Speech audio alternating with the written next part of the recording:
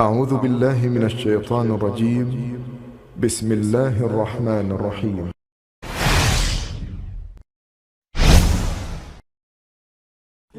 امام طبری رحمت اللہ علیہ بیان کرتے ہیں کہ حوا علیہ السلام نے آدم علیہ السلام کے لیے 20 ولادتوں میں 40 بچوں کو جنم دیا. ہر بار 2 بچوں کو جنم دیتی تھی. ایک لڑکا ہوتا ایک لڑکی. سب سے پہلا جوڑا قابیل اور اس کی بہن قمیم کا تھا. پھر انسانوں کی افزائش شروع ہوئی. آبادی میں اضافہ ہونے لگا. اللہ نے آدم علیہ السلام ہی کو ان کا نبی متعین کر دیا. وہ انہیں دین سکھاتے رہے. اس وقت تمام لوگ موحد تھے، خالص توحید کو اپنانے والے تھے. یعنی کان الناس امۃ واحدہ، تمام لوگ ایک ہی امت کے تھے. ان میں شرک کا شائبہ بھی نہ تھا. ابن جریر اور ابن کثیر رحمہم اللہ نے ابو موسیٰ اشعری رضی اللہ عنہ کی روایت بیان کی ہے. اللہ نے جب آدم علیہ السلام کو جنت سے زمین پر اتارا تو انہیں ہر چیز کی کاریگری اور صنعت کا علم تھا. جب وہ اترے تو عالم بھی تھے، لباس میں ملبوس بھی تھے، کام کاج کے تمام طریقوں سے باخبر بھی تھے. لوہے، آگ، لکڑی اور کپڑے کے استعمال سے بھی بخوبی واقف تھے. ہمارے برعکس وہ ان کاموں کو اپنی ابتدا ہی سے جان چکے تھے، کیونکہ ہم سب لوگوں کا حال یہ ہے کہ جب تک سکھایا نہ جائے ہمیں کچھ نہیں آتا. آدم علیہ السلام کے بعد انسانی مخلوق کی تعداد روز بروز بڑھتی چلی گئی اور انسانی کمزوریوں کی بنا پر گناہ شروع ہو گئے. زمین پر سب سے پہلے ہونے والی معصیت قابیل کے ہاتھوں اپنے بھائی حابیل کے قتل کی صورت میں سامنے آئی. اللہ تعالیٰ نے قرآن مجید میں قابیل اور اس کے بھائی حابیل کا قصہ بیان کیا ہے. قابیل قرخ اور درشت طبیعت کا مالک تھا، جبکہ اس کا بھائی حابیل رحم دل اور نرم طبیعت تھا. قابیل کھیتی باڑی کرتا تھا اور حابیل مویشی چراتا تھا. حابیل کے نرم دل ہونے کی ایک وجہ اس کا بکریاں چرانا تھا، کیونکہ ایک چرواہا اپنی بکری کو بھوکا دیکھ کر اسے چارہ کھلائے بغیر نہیں رہتا، نہیں وہ کسی بکری کو پیاسا دیکھ کر اسے بھول جاتا ہے. اپنے جانور پر اس کی طاقت سے زیادہ بوجھ بھی نہیں لادتا. بنی نوع انسان کی تعداد میں اضافے کے لیے اس وقت ایسا قانون تھا جو اب حرام ہے، اور وہ ہے بہن کے ساتھ نکاح. چونکہ اس وقت کے سب لوگ آدم علیہ السلام کی حقیقی اولاد تھے اور آپس میں بہن بھائی تھے، اس لیے اس وقت کی شریعت کی روح سے قابیل اپنے ساتھ جڑواں پیدا ہونے والی بہن کے سوا کسی دوسری بہن سے شادی کر سکتا تھا، اور اسی طرح حابیل اپنے ساتھ جڑواں پیدا ہونے والی بہن کے علاوہ کسی دوسری بہن سے شادی کر سکتا تھا. اس کی صورت یہ تھی کہ قابیل کی شادی حابیل کی بہن سے ہو اور حابیل کی شادی قابیل کی بہن سے ہو. لیکن ہوا یہ کہ حابیل کی بہن خوبصورتی میں قابیل کی بہن سے کم تھی، اس لیے قابیل نے حابیل کی بہن سے شادی کرنے سے انکار کر دیا اور اپنی جڑواں بہن سے شادی کی خواہش ظاہر کی. لیکن ایسا کرنا آدم علیہ السلام کی شریعت میں حرام تھا. آپ نبی بھی تھے اور رسول بھی. رسول اور نبی میں فرق یہ ہے کہ رسول پر شریعت اور احکام نازل ہوتے ہیں، لیکن نبی پر شریعت نازل نہیں ہوتی. البتہ اس کی طرف وحی نازل ہوتی ہے اور معجزات عطا کیے جاتے ہیں، جبکہ شریعت صرف رسولوں ہی پر نازل کی جاتی ہے. آدم علیہ السلام بھی چونکہ رسول تھے، اس لیے ان کی شریعت میں یہ قانون تھا کہ کوئی شخص اپنے ساتھ جڑواں پیدا ہونے والی بہن کے ساتھ شادی نہیں کر سکتا. قابیل اس شرعی حکم کی وجہ سے غضبناک ہو گیا. اس نے تعجب کا اظہار کرتے ہوئے اس قانون کو ماننے سے انکار کر دیا.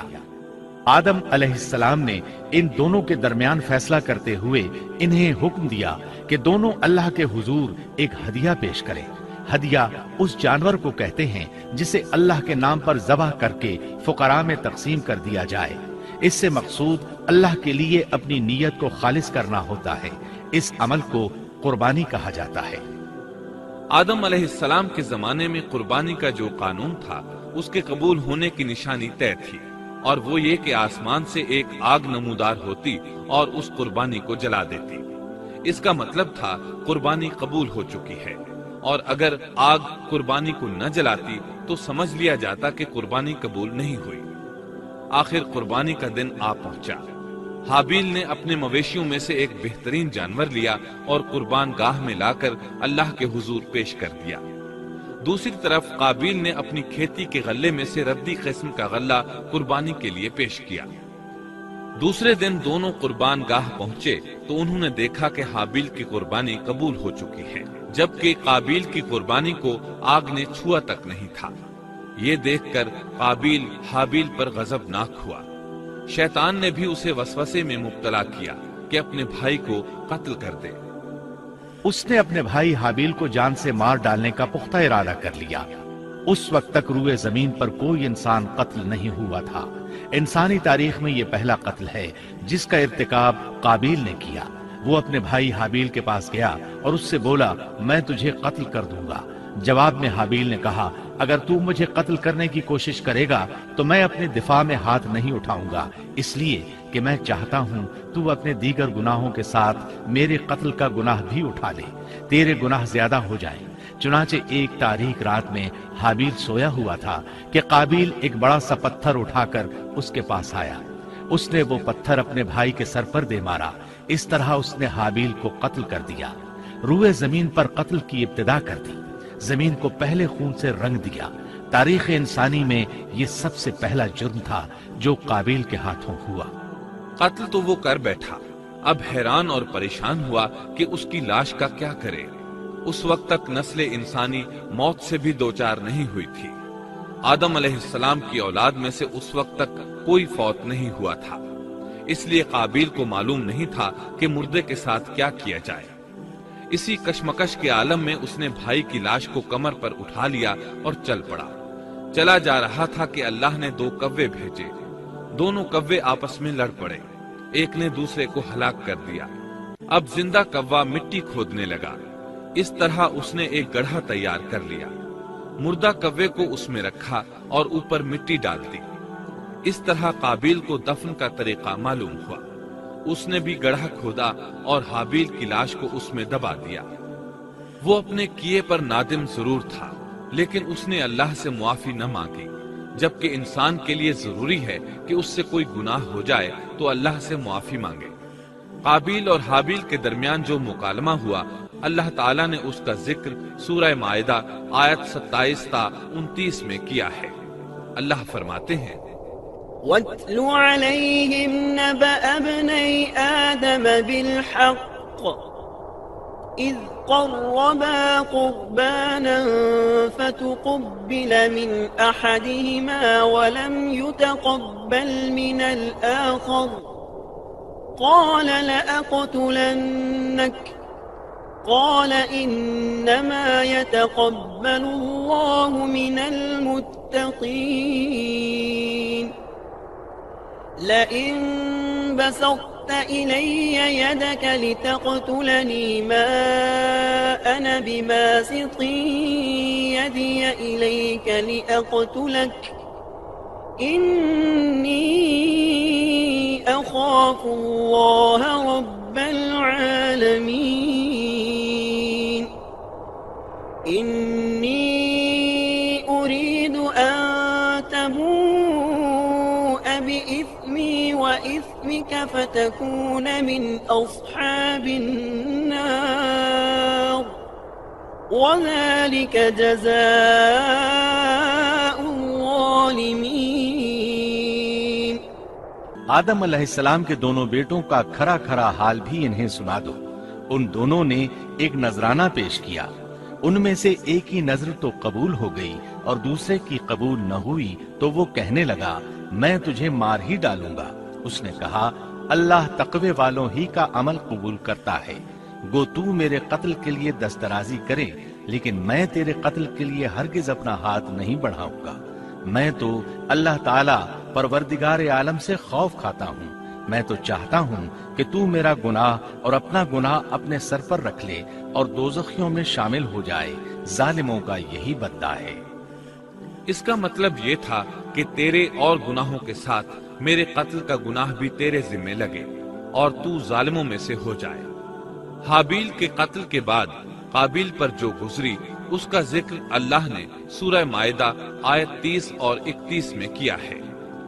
فطوعت له نفسه قتل أخيه فقتله فأصبح من الخاسرين فبعث الله غرابا يبحث في الأرض ليريه كيف يواري سوءة أخيه قال يا ويلتى أعجزت أن أكون مثل هذا الغراب فأواري سوءة أخي فأصبح من النادمين.